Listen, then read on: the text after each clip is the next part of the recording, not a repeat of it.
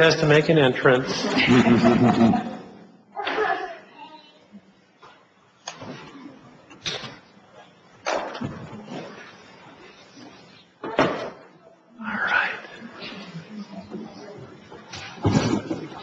Okay, welcome everybody. I'm going to call the City of Holladay City Council meeting to order and welcome everybody here. This is the biggest crowd we've ever had in the last, since Cottonwood Mall, I think. Anyway, we're happy to have you here. We always start with the pledge, so if I could please ask everybody to rise. I pledge allegiance to the flag of the United States of America and to the republic for which it stands, one nation, under God, indivisible, with liberty and justice for all.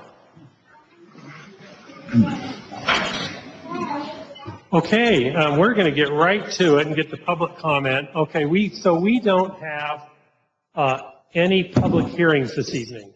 So the only opportunity for residents to speak with the council is during public comment. And we know why you're here, except for Trudy, with the library. So, when we get to the issue that I know the people are here to address the council, I just want to talk a little bit about that so you understand where the council's coming from. And I think you may already know, because I understand some of you have been to the Mill Creek City Council meeting. Yes? When we have public comment, it's our opportunity as a city council to listen to the concerns, whatever members of the community want to bring up. And we typically don't engage back and forth. So I just want you to know, if we're not answering all your questions or addressing your concerns, it's because that's not what happens during the public comment period. So we are, and I'm speaking specifically about the district split initiative that's been circulating out there. We're all very familiar with it. Some of us received a few emails. I've been on the phone today with Julie Jackson and Ben Horsley and other members of the community. So we are familiar with what you're going to be talking with us about. So number one is, we will never persuade somebody not to address the council. If you're here and you want to address the council, you're welcome to do it. We'll stay here as long as everybody wants to come up and address us. We try to keep it to 3 minutes for an individual and a max of 5 minutes if somebody wants to speak on behalf of a group. Now, I'm going to assume that most of the people are here to support this district split or a feasibility study or whatever it is you want to talk about. What is helpful to us and appreciated is if the same message is going to be delivered over and over, we love for somebody to come and speak on behalf of the group. We're happy to either have a raise of hands or people stand up who they're going to speak for so we get a sense of how many people are being represented. So that's great for us because obviously it allows us to get to the rest of the agenda. But this is your city hall, this is your city council, and as long as people want to keep coming up, we're going to sit here and listen to whatever you have to say till everybody's done. So with that, okay, Emily, is that all right? Okay. We just want to make sure people understand we're here to listen to you, but we don't want you to feel if we're not engaging back and forth with you, we're ignoring you. It's just not what happens during public comment. Let me also say that I've been responding to, I've only received about 5 or 6 emails on this, to be honest with you. I think I've responded to all of them. One voicemail I never got a call back on. I think the issues that the people are concerned with were probably best summarized in an email I received and the rest of the council received from Jed and Betsy Vandenberg. Are they here? Jed and Betsy? She might be coming, but she's not here right now. Okay. I'm assuming that's her and her husband sent a pretty long email that detailed all the justifications that they think the city should be aware of. So we have all that. The council has all those facts in front of us, and we've read all those.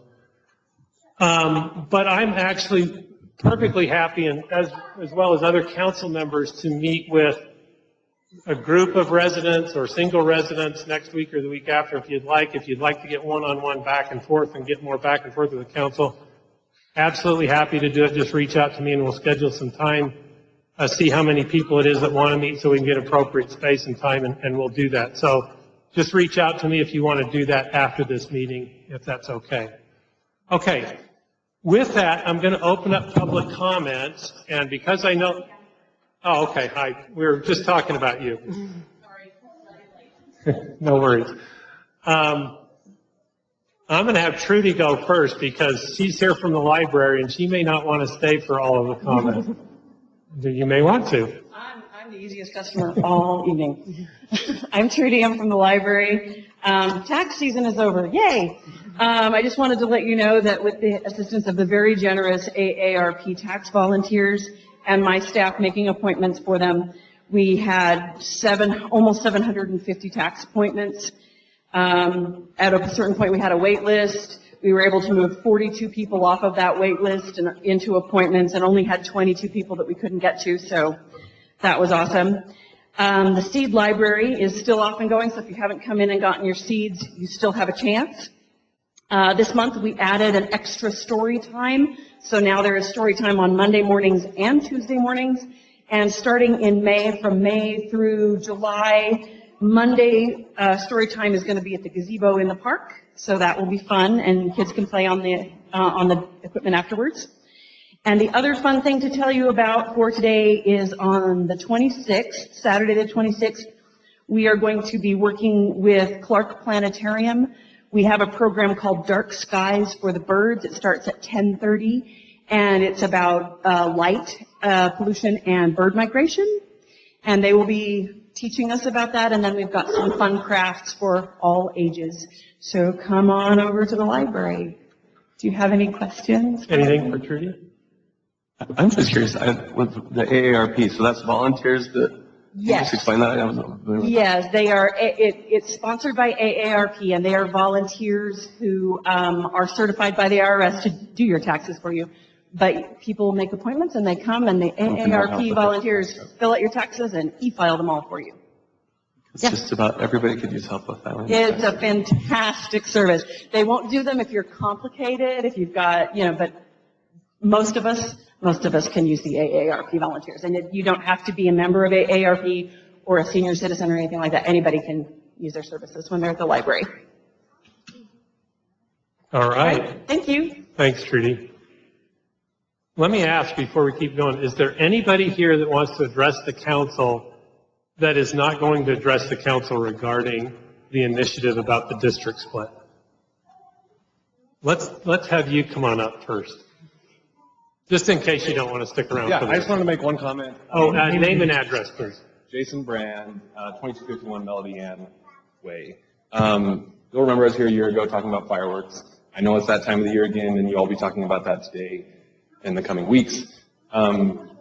Just wanted to remind and kind of bring up that, like, the Utah state law, as I understand it, allows for restriction of fireworks based on hazardous conditions, not based on people not liking fireworks. So I like fireworks. My kids like fireworks. Let's do fireworks this year. That's all.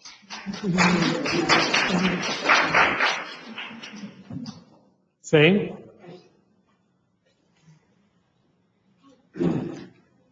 David Stephenson, 255 Melanie Drive.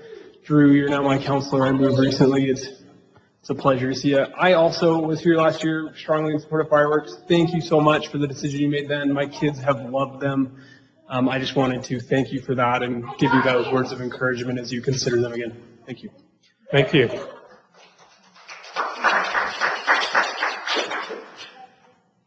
Okay, I'm going to be the killjoy now as we get into the district split thing.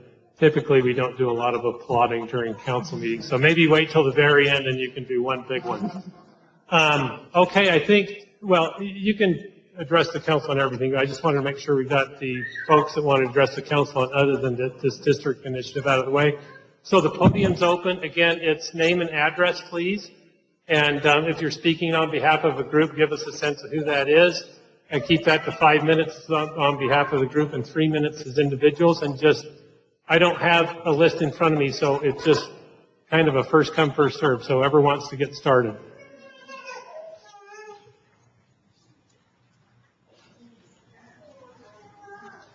Taylor Davis. I'll admit I live in Mill Creek, but I will say about the fireworks, I was very jealous that you guys let them do fireworks and Mill Creek did not. And not only that, I came here for the fireworks show and there was a drone show at Mill Creek. So it was a sad day and I sent emails also.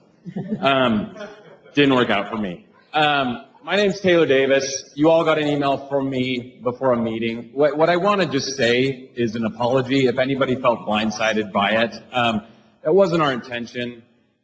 We're just a group of parents that love the schools. We're not well funded. We're just paying things out of our pockets. We kind of got blindsided by the district with the school closures. As you know, the first meeting was less than a month ago. So if it felt like we were trying to pull a shift on anybody, that wasn't the point. And the reason we had it here is it was the only space. I mean, if you follow Julie Jackson, she's doing her stuff in the top of Harmon's because the libraries are so hard to get. And so there again, we just paid it out of our pocket and it was the best space we could come up with. So if anybody felt like we were trying to slight people or be tricky, I've met with Julie. I met with her for 3 hours. I met with Ben for 2 hours. I met with, our purpose isn't to be subversive or, I appreciate everything you do. I hope you do take this serious.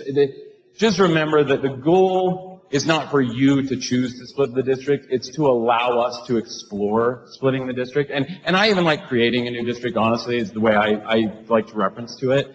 And so we could do the feasibility study and it could come out really bad and we could jam it in our pocket and whistle as we walk away and go, man, crap, that didn't work out. Or the public could say, no, we don't want to do it.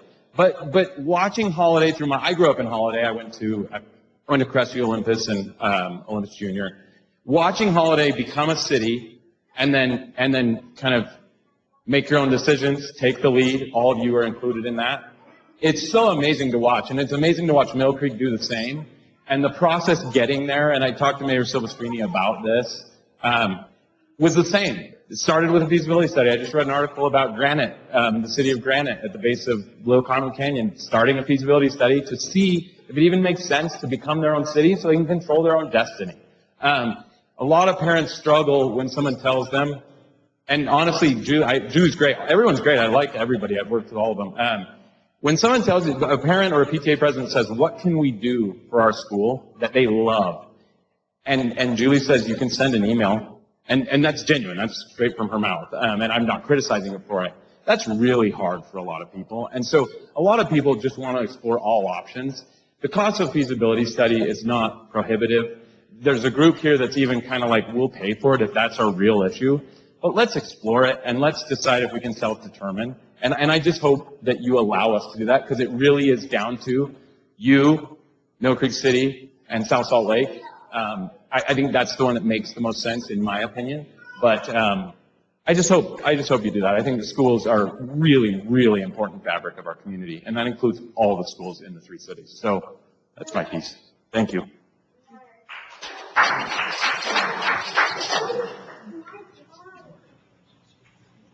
Okay, hold your applause till the end of the show.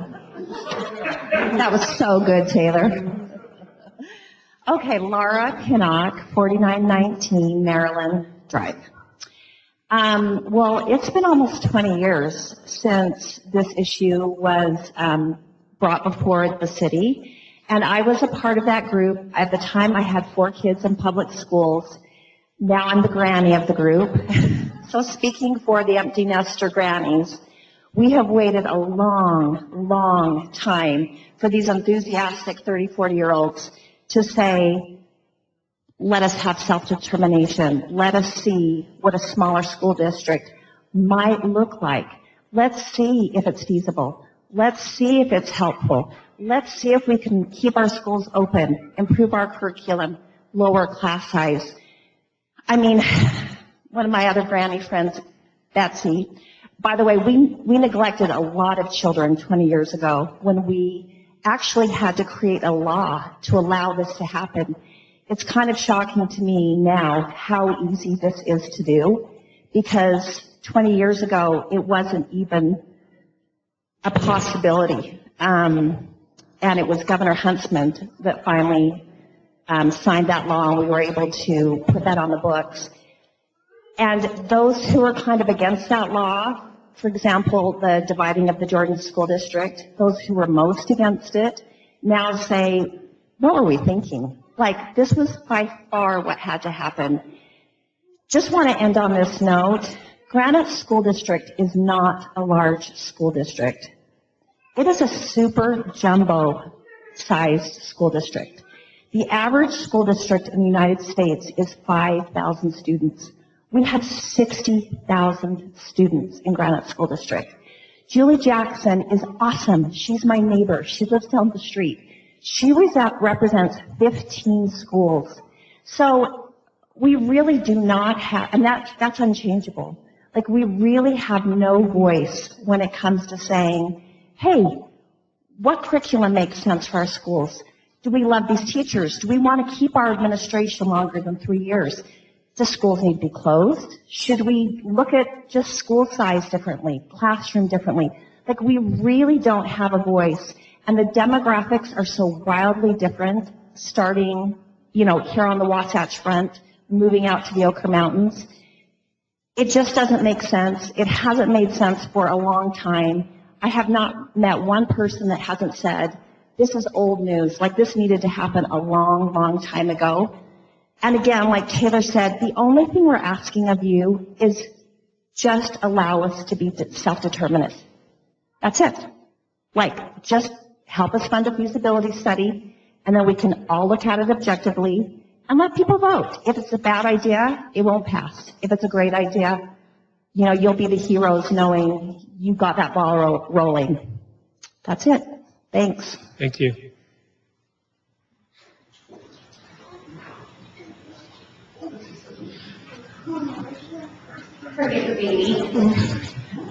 Hi, my name is Emmy Lowe. I live on 4295 Lynn Lane.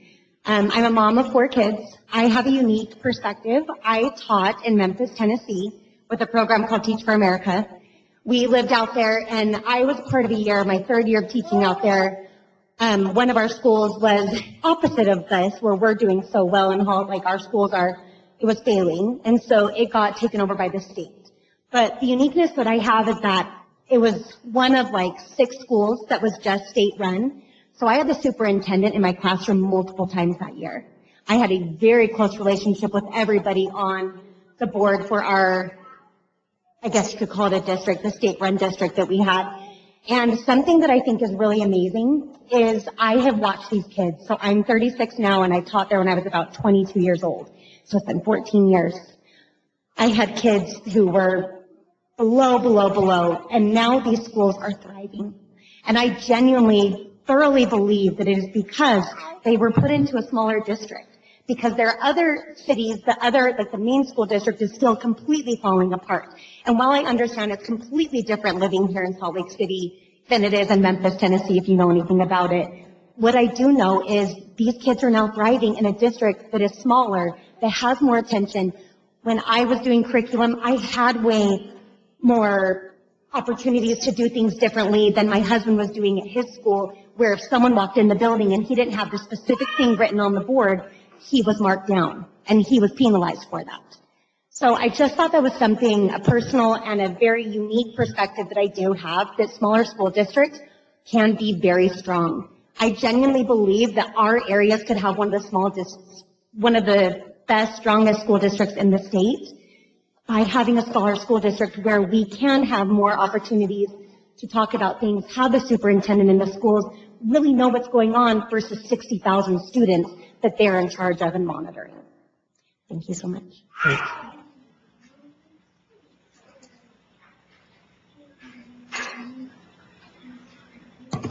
Thank you, Emmy, Laura, Taylor, and thank you, Mayor Dolly and Nat, for replying so quickly to my email and taking an interest in that. I really appreciate it. Betsy Vandenberg, 4206 Cumberland Road. This probably was my old 3rd grade classroom at Holladay Elementary School at one point. I ate lunch in that lunchroom downstairs, and I have sent my kids to Olympus Junior High, Crestview, and Olympus High School. and really appreciate the fact that Holladay became a city. I've lived here since 1962, and I've seen a lot of changes, but one of the best changes has been the local control that I think has brought wonderful things into the city. And I'd just like to see our community have the chance to have the same kind of representation that we are now getting in a smaller city. I know it's daunting, and again, we don't have to make the decision, but as far as economies of scale go, I've heard that argument a lot. It tends to definitely fade and not be financially sound once you get past 20,000 students. It's very hard in a bloated administration. I've worked with Granite School District as a parent since the early 2000s. I was on a district reading and writing committee. I've been on several other committees. I've worked with them during the school closure, and I've seen the kind of difficulties that implementing a curriculum, they have to do it for 60,000 students. They have tons and tons of administration to go through. It's very top heavy and it's hard to get things done. I personally think that the Mill Creek Holladay District could be the best district in the entire state, and don't want to be left behind. I know Mill Creek is kind of on fire, and you know, they could just do that on their own. We kind of lost out when Canyons, we were thinking, oh, well, we could partner when we passed that law. We could partner with the Canyons, with Cottonwood Heights, and then Holladay slept on it, and so they found it off with Sandy. And now Draper, now they want to split in two because they like the independence. My son, and I just want to say, I'm a grandma. I'm an empty nester. None of my kids can afford to live in Holladay, but I've seen a lot of young couples make a lot of sacrifices to come here and buy that $800 million fixer-upper just to go to the schools here. And I would like to see that continue. I think, you know, Alpine has now split into 3 districts, and more people are talking about this. And I think to save our schools and our educational opportunities and have a thriving community like we've always had, this would be a wonderful thing to look into. And I'm really grateful for your time and energy that you put into Holladay City. Thank you. Thank you.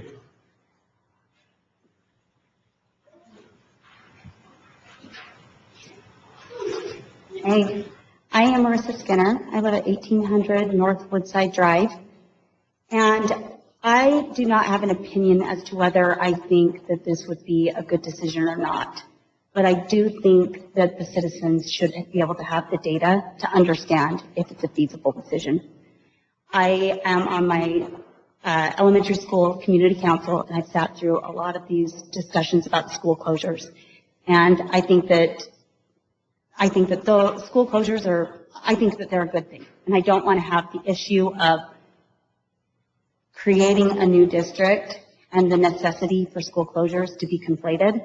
But I think that it would be a really great thing for our community to know if it's feasible. Some of the things that were brought up in a meeting that actually Taylor was at with me last night that would be nice if a feasibility study did occur would be to not only look at can we financially support a new district, but what kind of benefits will our teachers gain from that? I know that there are a lot of, like Betsy was mentioning, economies of scale. Are there economies of scale that make Granite School District a great place for our teachers? Are those things that we wouldn't be able to provide for them?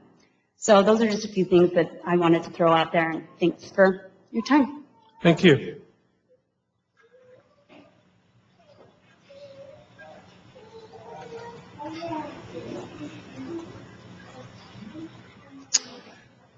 Anybody else?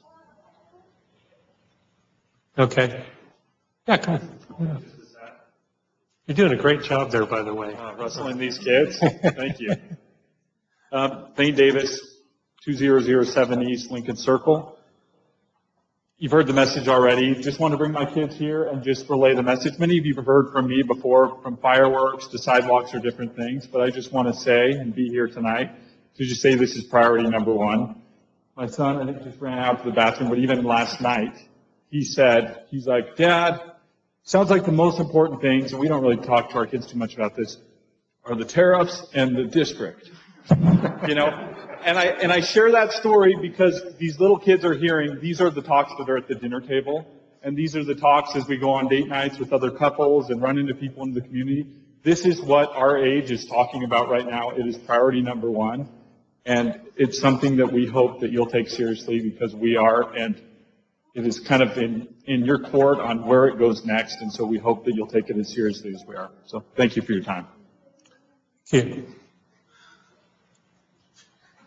My name is Rhiannon Longstaff. I live at 1801 East Spring Lane, and I just wanted to voice my opinion, which is different, that I don't support this.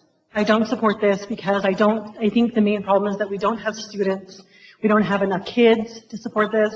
I think that a lot of the arguments made would stem from the fact that this isn't necessarily a city issue or a Granite School District issue, but we have legislation that is being passed that makes it very difficult for the way that we fund public education in the state.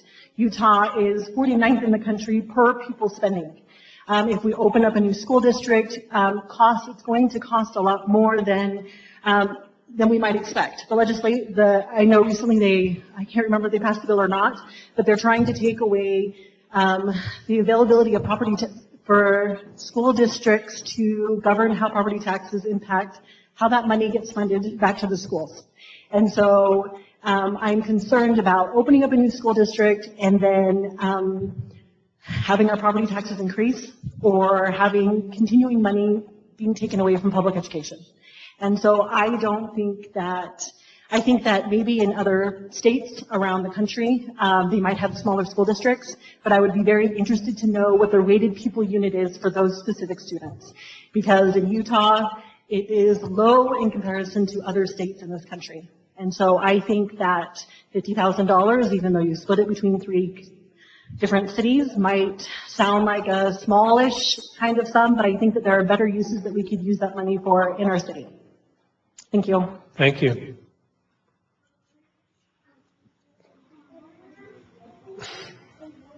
I'm back. Jason Brand, 2251 Melody Ann. I just wanted to comment that, like, what brought me here tonight is the school district issue. You just slid the fireworks in there. I wanted to mention it because I knew it was on here. I think you reminded me or let me know that it was going to be on the agenda. But I do think, I mean, you know, to just echo what's been stated, I think it's worth exploring for us. I don't think we benefit from being in one of the largest districts in the state. I think, like, we all have talked a lot about local control and the benefits there, and I think we should explore how we could benefit from local control of schools.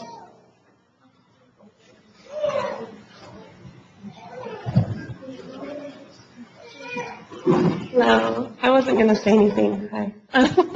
My name is Rachel Thurgood. I live at 1955 Longview Drive. That's my neighbor. Again, any of those concerns that I think that a lot of the people here do have about, again, the question of the feasibility would be addressed by the study, which is the first step. So, again, any questions about funding or the particulars of teacher benefits or recruiting or opportunities that are provided to our students could be addressed within that study. And like Taylor highlighted, that is what the first step is. And so I feel like it can be harmful to worry about things. And while I agree with legislation that is harmful to our schools, and that's definitely something that needs to be dealt with, this is the priority number 1 issue that we're dealing with is the incorporation of our own district, and that the feasibility study would address many of those issues if they are indeed issues. Thank you.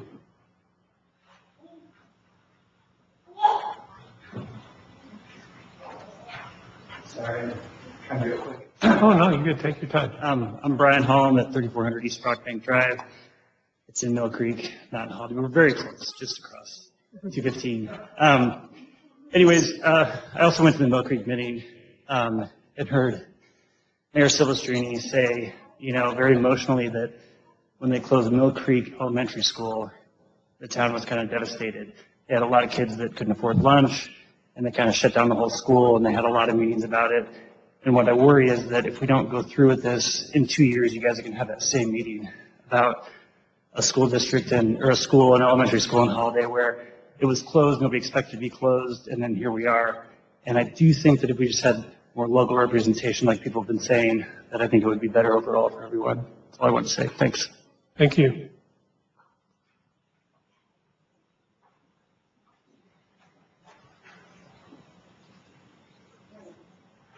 Hey guys, my name's Lane O'Neill. I live at 2277 East, 4160 South. I guess this isn't time for jokes, which is awkward for me to not throw jokes out, but I'm completely naive on all this. I'm not well researched like the entire Davis clan and the Vandenbergs, and my wife's an attorney, she's brilliant, and I'm just an idiot when it comes to this stuff. But this is only about the feasibility study, correct? You don't get to vote if we get to close anything or open anything or create anything new. And I appreciate this young lady who was against it because she has her own views and she's standing up to the majority. I think that's awesome. And everything she threw out, I went, oh, cool. But I don't know if that's true. And everyone else is thrown out, that's cool. I don't know if it's true. I don't know if it's right. The numbers are right. I think we have 60,000 people in Granite School District, which blows my mind. Kids.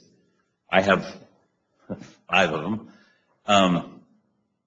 This seems an important issue to just explore. It doesn't mean we're creating a new district yet, as I understand it. But if we don't explore all the possibilities, I think we're hosed. And $50,000, in all due respect, between 3 cities is literally a drop in the bucket. I have the opportunity to work with a lot of cities in my wonderful job, and it's not a lot of money. And apparently we have people who will pay for it outside the cities, and that's even better, right? Then I don't have to pay for the knowledge. But it just seems like having the feasibility study is exploring all the avenues. And I've yet to hear any reason why not to have the study. Once we have it, there might be 10 reasons not to create a new district. But as of now, I want my kids to have the best education possible, and my wife, who is much smarter than me, says this is a good idea, so I back her. Thank you.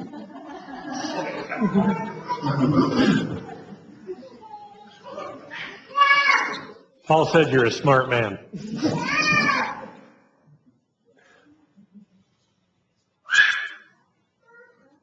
Okay. Don't be shy if you want to get up and speak. Just be ready when this person gets done. I'm not going to be left out. My name's Sierra McQueen, and I'm at 4148 South, 2000 East. So I just kind of reiterate what Thane is saying. I am ditching my own. I coach comp soccer, and I left the girls on the field because I'm like, this is priority. And I've we're kind of a hard group to get together because a lot of us have like 3 or 4 kids, and we've got, thankfully the rain came, but 2 baseball games that were supposed to happen, soccer practice. Both of my kids are at soccer practice, and I'm telling you, I'm here because this is important. I know 10 other people who called me today that were like, oh, I want to be there. I want to show my support, but they also have multiple kids in multiple different activities. And so I think it's hard to get the actual numbers of representation here because we are in that like middle-aged, crazy busy time of life. But I would just reiterate, like, this is the talk of the town in our, at the dinner tables, in our neighborhoods, at the park. This is a big issue. We're worried about our schools. We're worried about the fabric of the neighborhoods going forward if multiple schools close. I think there probably may have to happen. We are all aware of dynamic changes in the community, but we don't want that to be a self-fulfilling prophecy that I don't want to move to Holladay now. I have to get my kid 3 miles to the school. It's always been a community focused around a lot of families and a lot of community involvement, and we want to keep that energy here. And I think I live right by Crestview. I love seeing just the kids all walking to and from school. They walk past my house. That's a good neighborhood vibe and energy, and it's why I moved to the house I live in. And I would love to see that continue and also have people who have that same love for our community have control or a say in what happens. So, thank you. Thank you.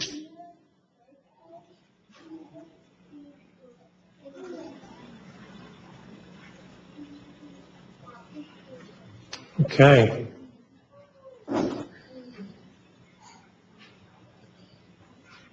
Blake Benke, and I'm in Mill Creek, but lived with my mother-in-law right across the grass out here for a long time on Crest Hill Drive. So just want to echo what others have said. I'm the product of a very small school district where I grew up in Western Washington outside of Seattle. We had 3 elementary schools, 1 middle school, and 1 high school. I was a student observer on the school board during my senior year and sat in and had direct impact.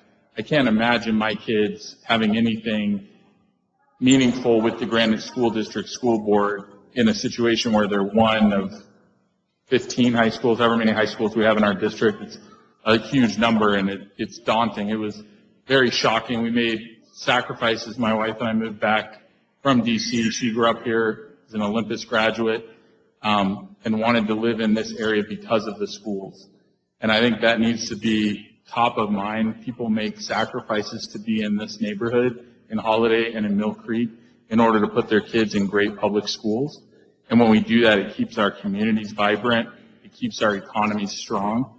And there's so many good things in my mind about having a smaller school district that's representative of our communities, for the same reason that we like having a Holladay City Hall, a Mill Creek City Hall that's governing us and not Salt Lake, right?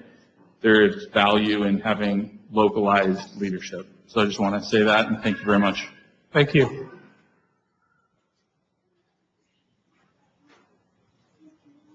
My name is Brad Skinner. You heard from my wife. I'm at 1800 East North Woodside Drive.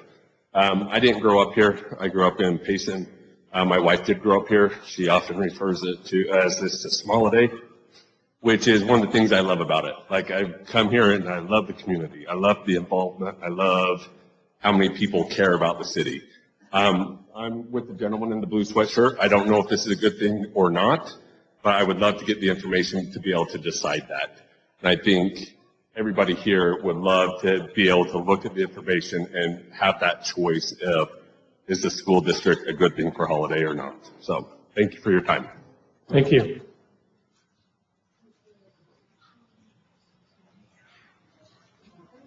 Hi, I'm Clara Neff, and I mostly just want to express, well, my husband and I both went to Olympus, grew up in this neighborhood. Anyways, we lived away for 8 years, and we came back, and we are one of those families that bought a fixer-upper that was really expensive. And a lot of the reason we bought this fixer-upper was because we did love the neighborhood and we loved the school so much, and we knew this was where we want to be. And time again, my husband and I have thought, like, why are we here? Why did we move here? It's so expensive. What are we doing with our house? We've now lived with our in-laws for 2 years. We bought our house 2 years ago on Terralinda, and we've had to save for the last 2 years because we don't want to move again. We know that this is where we want to be forever. And just for my family, that huge sacrifice that we have made so that we can be here, it would just be absolutely devastating to see something change with our schools and how amazing these schools are. And we just want to do whatever we can to try and keep that. And that's all I wanted to share. Thank you.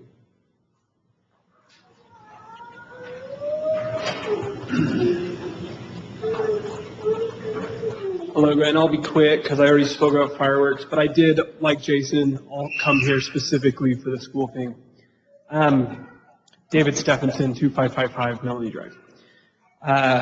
Information is power. I think my gut is telling me that we would do a lot better with a smaller district that's more responsive to us and our needs and what we need as 3 cities. But we can't have this conversation at all until we know the actual numbers behind it and what we're going to work with. And so I just want to echo what others have said and really strongly encourage us to proceed with the feasibility study. Thank you.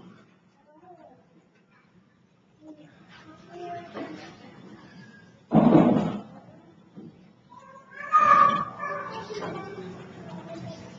feel like I'm about ready to stop and then somebody stands up and I don't want to cut anybody off.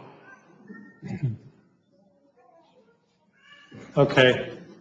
Well, if somebody decides to stand up, go ahead. I won't close the public comment period here, but I will say this because everybody on the dais has kids or have had kids or have grandkids that have attended our local public schools. And regardless of what happens or how things end up, we all share that same passion for our schools. We're all liaisons to the public schools. We often hear from Grant School District. We wish all cities were as engaged with their schools as Holladay is. Holladay meaning the city and our council is with our public schools. So we share everybody's passion. We understand the emotion that's associated with potential closing of schools. It's not lost on us. And we're happy to remain engaged in the process. Like I said, I could comment on a lot of things that have been brought up. This is not the appropriate place for it, but I am happy to meet with anybody that wants to. It would be better for me, selfishly, if you got a larger group together, but I'm happy to meet with smaller groups too. And some of the other council members here have heard from their constituents that are also interested in sitting in on those meetings and communicating where the city is at this point. We all have personal opinions on these things, but we're acting as a council on behalf of those who have elected us, so we have to kind of deal with it from a council standpoint too. But I'm happy to have that conversation. If somebody wants to reach out to me and put that together, you can call the city. They have my cell phone number, or you can email me or email any of your council members, and we can set up a meeting. We're happy to sit down with you face to face and have an honest conversation about where we think things are in the process, if that makes sense. Let me also thank everybody for their civility. These are emotional issues, and we're lucky to live in a community where, regardless of people's positions on things, even when they are contentious, I can't think of any situations where we haven't had people be civil to one another, and I think we could all use a little bit more of that. So thanks, everybody, for coming out. I'm going to close public comment. We're going to move on with the agenda, and I'm assuming you're not going to want to stay to hear us vote on this stuff, but yeah, now you can clap. All right, thank you.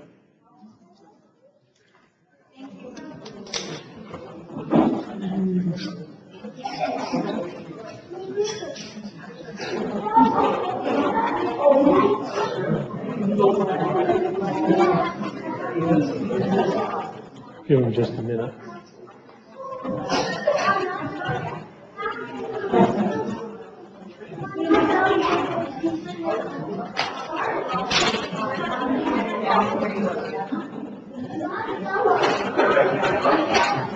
Thank you.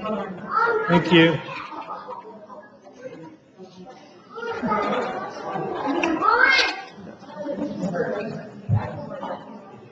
All right. We're going to move on to, while everybody's clearing out, we can still proceed here. We're going to move on to item number 4 on the agenda. This is the resolution adopting the city financial policies.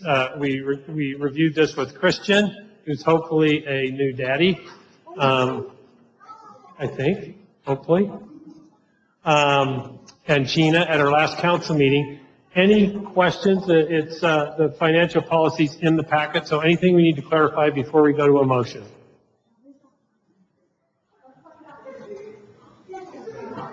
Mr. Mayor, I move approval of Resolution 2025-05 adopting city financial policies. Second. I have a motion and a second. We'll go to vote. Councilmember Brewer. Councilmember Durham. Yes. Councilmember Fotheringham. Yes. Councilmember Quinn. Yes. Councilmember Gray. Yes. Chair votes yes. That resolution is passed. Thank you. Next on the agenda is the interlocal agreement with the county for election services. Any questions for staff before we go to a motion on this resolution? I just had one question. Does the change in state law about mail-in voting, does that change the cost for the city on anything? No. Okay.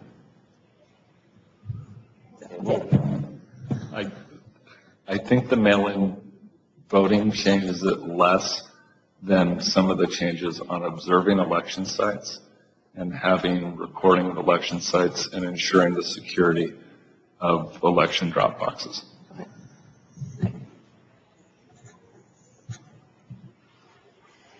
Don't be shy. Mr. Mayor, I move adoption of Resolution 2025-6, approving the interlocal agreement with the county for election services. Second.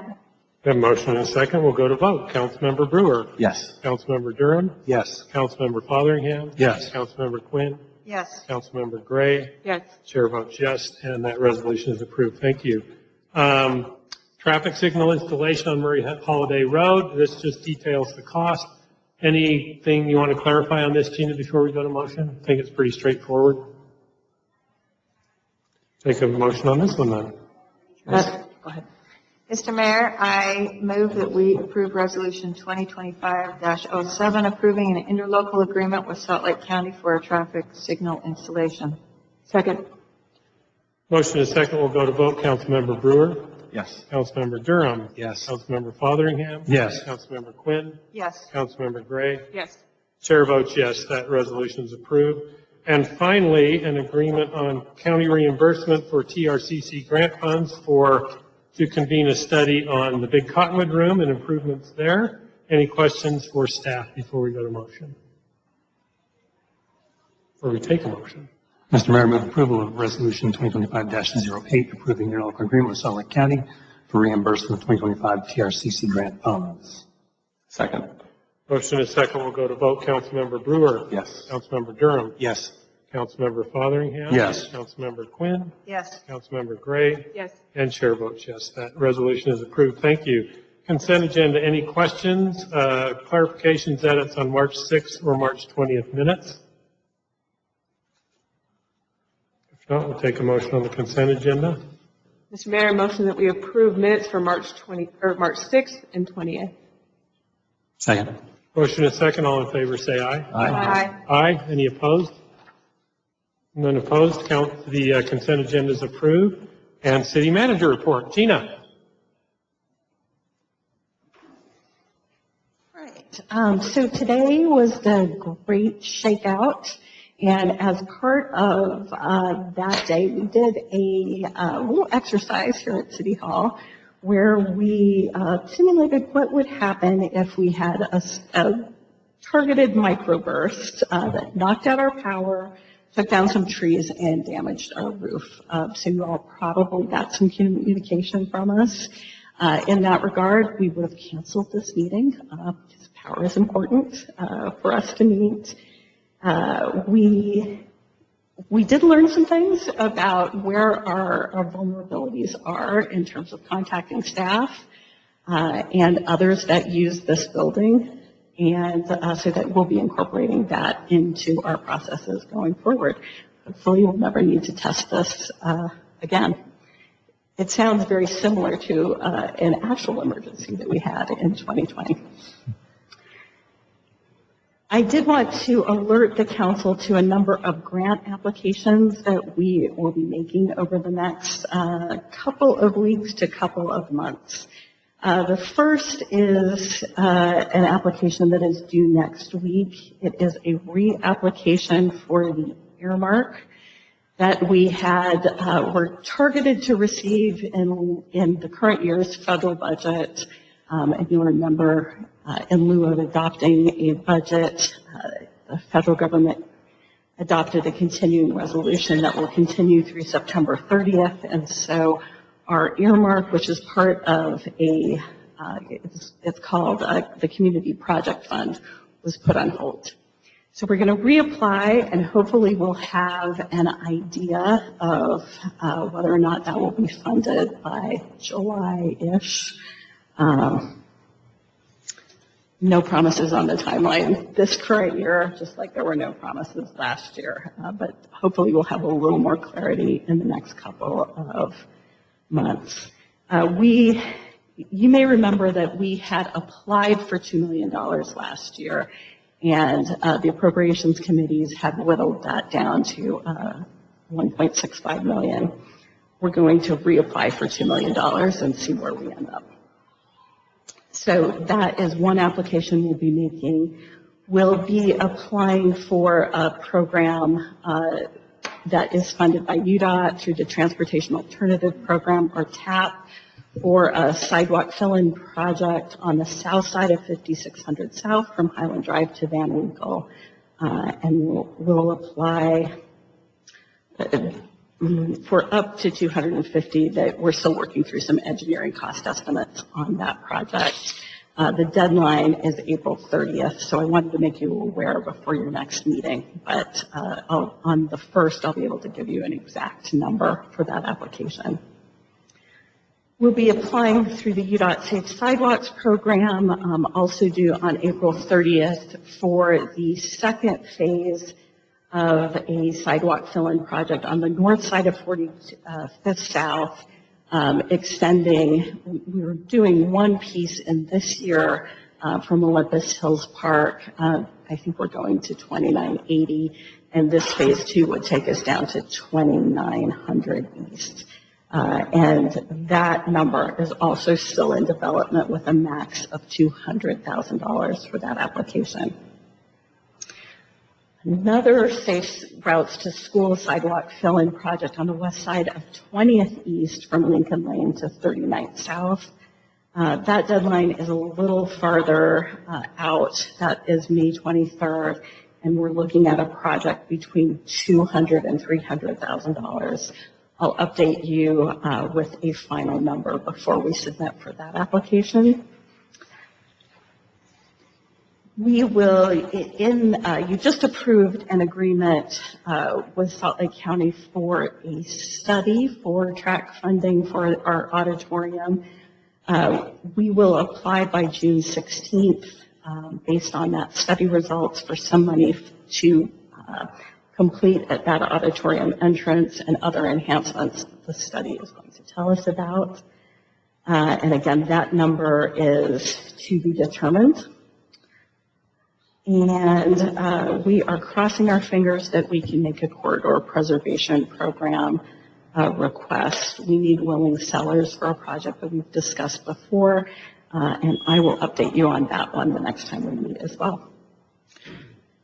If any members of the council have concerns about any of those applications, please let me know now. Otherwise, we'll proceed with those applications.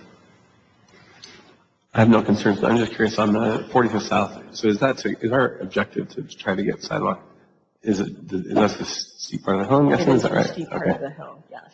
Yeah, okay. But that's all, they're all being funded through grants. That is what Right. all Yeah. yeah. It's an unusual situation because 45th South is a state road, and so generally the owner of that road would provide those improvements. In this case, UDOT is asking us to apply and then provide a match for improvements on the road. Thanks. Their road. Okay. Anything for Gina before she sits down?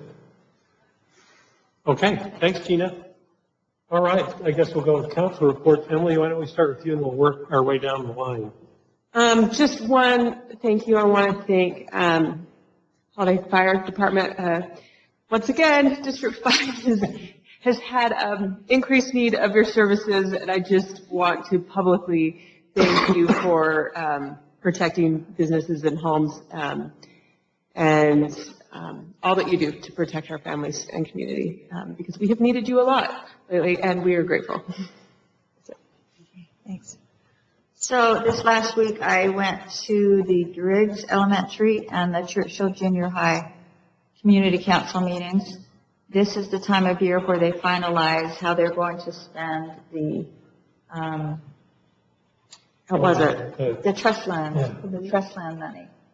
And I just want to recognize and shout out appreciation for all the parents and also the teachers and administrators at all of our schools for the time and effort that they put in, because if you've ever been in one of these discussions, it's very detailed and, what are we going to include? Do we have enough money for how many teachers or how many paraprofessionals to support those teachers? And I just appreciate the work that they all do.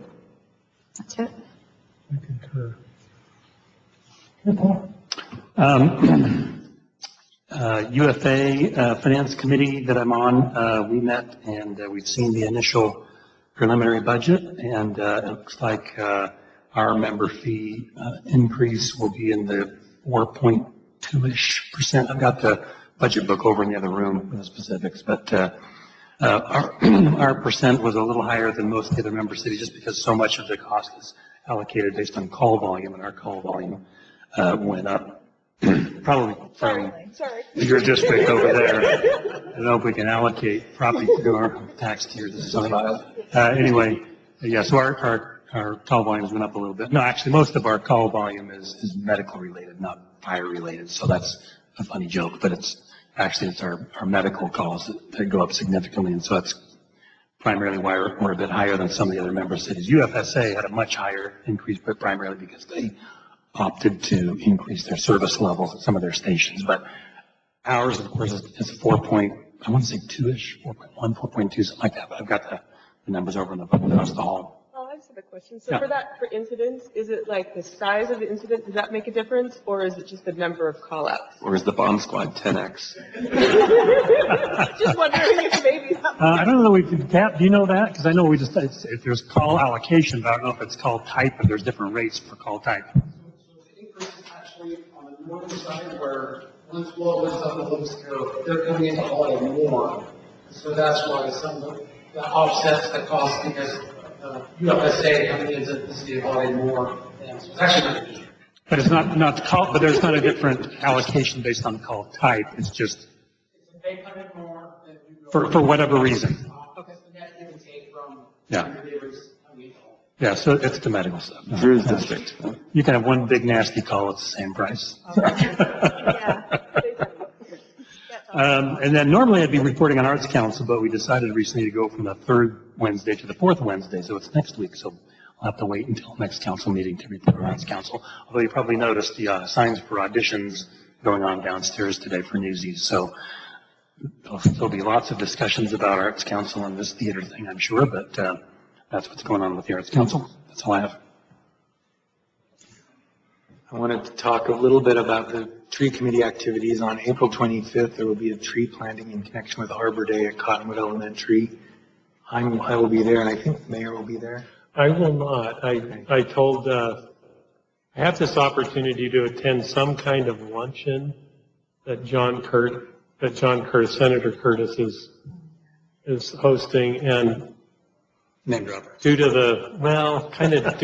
Usually I don't, not big on that stuff, but I'm concerned about stuff that's going on at the federal level and thought I actually want to attend this one. So they're keeping the location not public. So I don't know where it's going to be, but I have to divert. Undisclosed location. An undisclosed location. Anyway, I've been told I can take up to 1 minute to talk about trees at that. So I'm going to try and do that. And then on May 17th is our tree giveaway. Registration and sign up for that is ongoing right now. I know that we've had pretty good response so far. I also wanted to mention a little bit about Holladay, Happy Healthy Holladay Health Coalition. We got some responses in connection with the city survey. We were able to piggyback a question into that about public health, and the feedback we got is that people were most concerned with issues related to mental health and air quality, asthma, and those kinds of things. So the coalition will be thinking about ways to kind of address those kinds of issues. Drew and I will also be collaborating with a local LDS stake in the next few weeks on an emergency preparedness fair, and we're looking forward to being involved with that. And then they're almost done formulating their core working group for their key leaders in the community, which will be an opportunity to sort of put together a group of kind of opinion leaders in the community on public health issues to sort of get feedback and advice. That's all I have. Thanks, Matt. The Historical Commission had their meeting during spring break, and so I wasn't there, but, and so because of that, the next speaker is Marty Bradley Evans, who's on the Historical Commission, but she's super qualified she's a sharp lady, PhD in I don't know if it's history specifically, but anyway, she's very, very, an authority, I guess, on this, but she's doing an architectural travel guide to Utah. That'll be on May 12th. And that'll be the speaker series for that month of May. And then May is also May Preservation Month. And I was thinking that May, again, I wasn't in the meeting, I was thinking, was that when we do the walk with the QR codes in that? Gina, do you recall?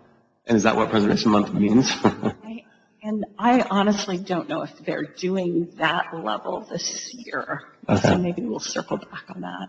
Okay. And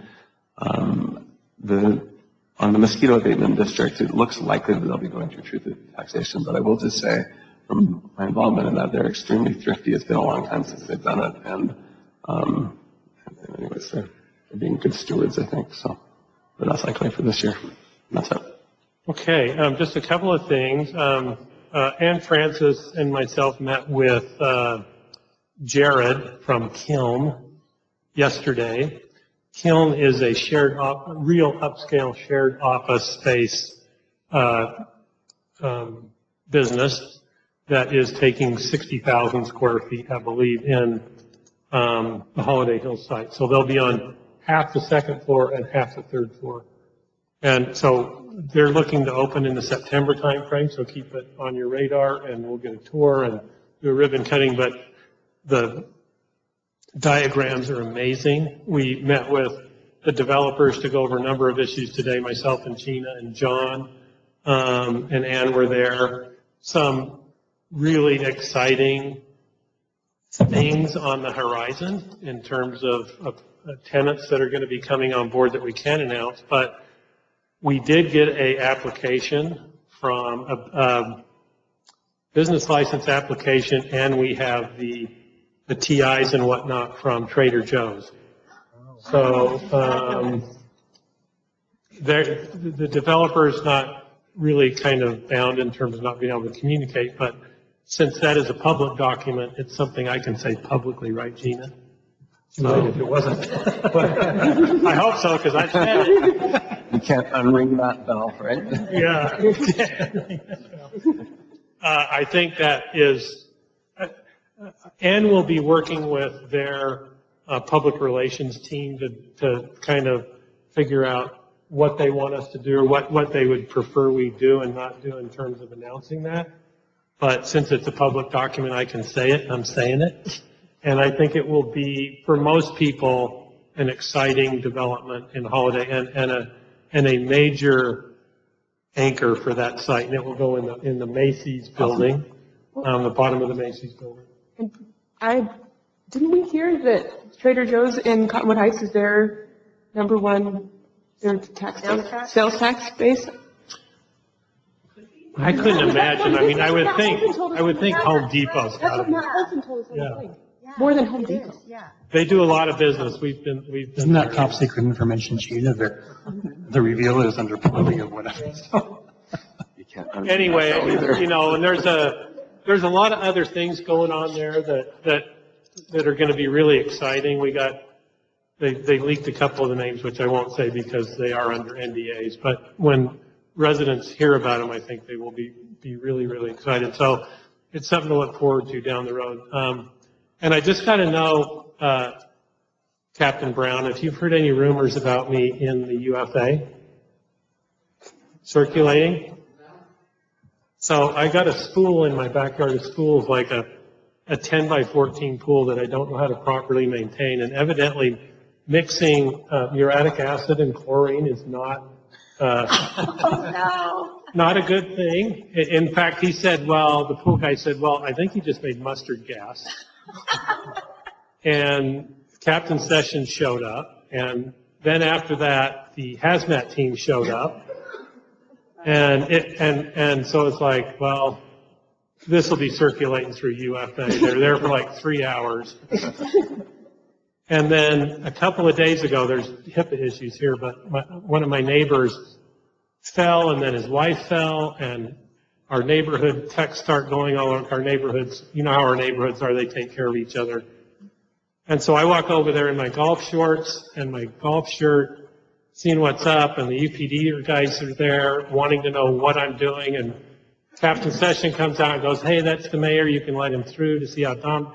I had forgotten that on my vacation, my grandson wanted to paint my toenails red. And so they're looking at my toenails, and I'm like, I look at Captain Sessions, and I'm like, well, just, here we go. Yeah, it's not a good, it's a good thing I'm not on the board. You didn't come up at board meeting. If you didn't come up at board meeting, I would have been happy to hear about that. So. Anyway, those guys are great, and I'm sorry I'm their mayor. All right. That's all I've got. So we'll just take a recess, quick break, and move across the hall. Mr. Mayor, I move we recess city council and reconvene in a work meeting across the hall. Second. All in favor, say aye. Aye. Aye. We'll move across the hall.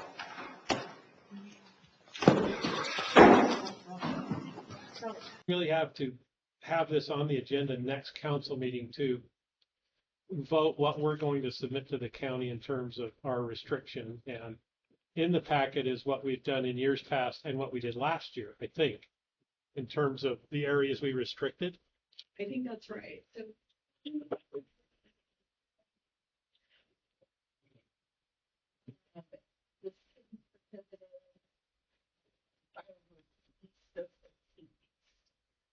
and that was at the recommendation of the fire marshal, and at least in 22, that was kind of a there's such a lot from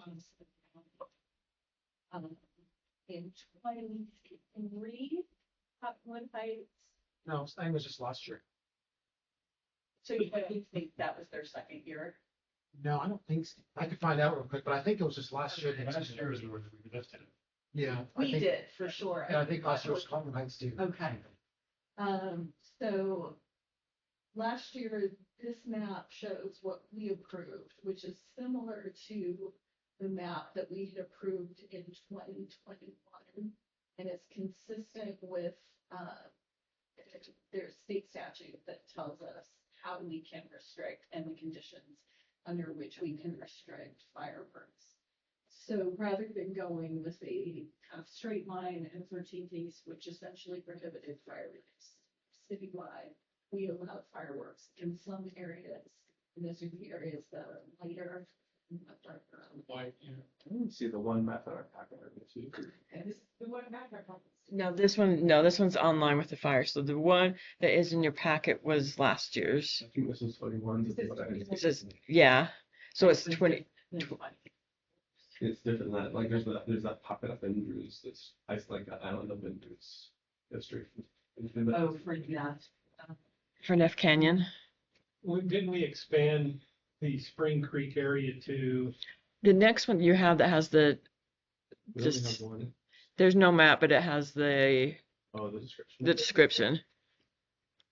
That's kind of what we went through because we send it to UFA to do the mapping. Because I thought, did we take Spring Creek all the way to 45th because of Carol concerns? Yeah, and that's what this is. This Is that 45th? Yeah. 45th is here. It's 4430 on the left, but it's 45th. But it didn't go all the way over there. So it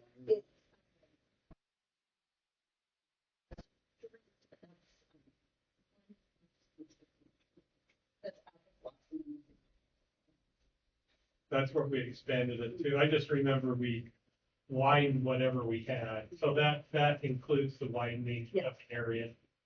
It's the one up in, is that the Esford up there, the Morgan Drive one? No, the Esford's right Behind there. Brian. What is that?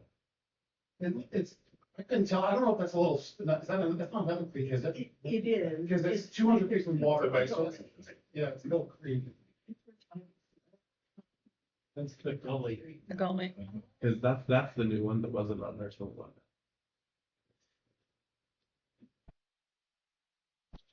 All right, I think, so I mean, I think the big issue is do we, because I don't think we have a problem with, unless I'm mistaken, with the map we had last year in terms of the areas that we restricted. Like, do we want to add to it? It's do we want to go back to restriction east of 13th East? Based off of conditions and what in California, are we going to stay with what we have? And I think, what can we do? So, Dan and I spoke with the new fire marshal for UFA, who his recommendation was not to make more of the city available to fireworks than I did not hear him recommending. Right, he was the forward the other way. This is kind of where he was at. Well, first, Conwood Heights, except if you stroll down to Conwood Heights, you can see theirs is even more pockety than ours. They have pockets all over the place. But to restrict more, I don't know if you remember Brad Larson, once you open an area, it's hard to take it back. So you have to have 2 out of the last 5 years have to be drought or some sort of condition, which we don't have, or it's got to be, really the only thing that you can show is if it's more of a readily easy to define area. That's the kind of where you could do it. Like if you say, okay, Mill Creek is here and this is a line, that's the way to do it. But that's really would be the only reason that you could restrict more is just by making it more at least defined area. I will say there was there wasn't an increase in responses last year compared to other ones. And Conwood Heights, their chief program is thinking is they're either going to keep it there or expand it more. And then Mill Creek is 90% going to keep theirs the same as them. So when you say expand it more, what do you mean? Make more available ready to. Oh, so they're going to go the other way. Yeah, if at all. Yeah. If at all, they're not going to restrict. The forecast is normal to above normal fire behavior, which I don't know how they forecast in July, but it's not supposed to be any sort of drought conditions or anything like that. And you can always pivot if all of a sudden super dry June or something. There's a trigger in there. There's a trigger, yeah, to change it.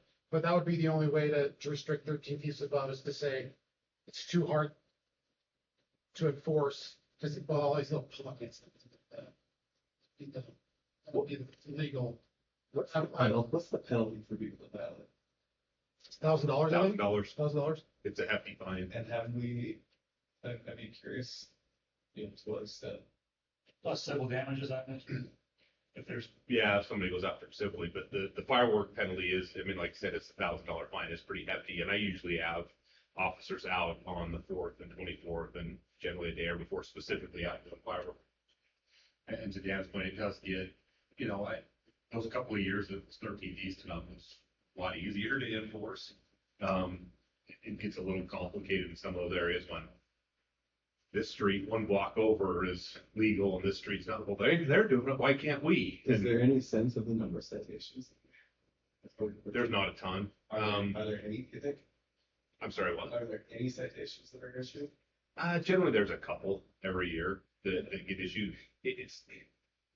The hard part is if we get called, just a general, somebody's lighting off fireworks in a restricted area, if it's during a time that, and there's nothing being threatened, no structures are being threatened or anything like that, it's a lower priority call for us. And so it takes a minute to get there. And a lot of times, unless it's on the 4th or 24th, it's generally somebody lights off a couple quick fireworks and it's done. And then they're gone. And so even if somebody called and we had an officer available right away, it gets there, generally they're not going to find it. And then what's the time limit we have right now? They're allowed just around 1 day before and 2 days after. 1 day before that. And then Chinese New Year, I think, but I think that is not much on fire. Well, and has it been that? Has that been the fine for a long time? $1,000. It got upped. Was it 3 or 4 years ago? That is increased. Mm-hmm. I know that fear is heightened because obviously it's California, right? And we had that one, I think, on grass about the from Christmas event too scared. Yeah.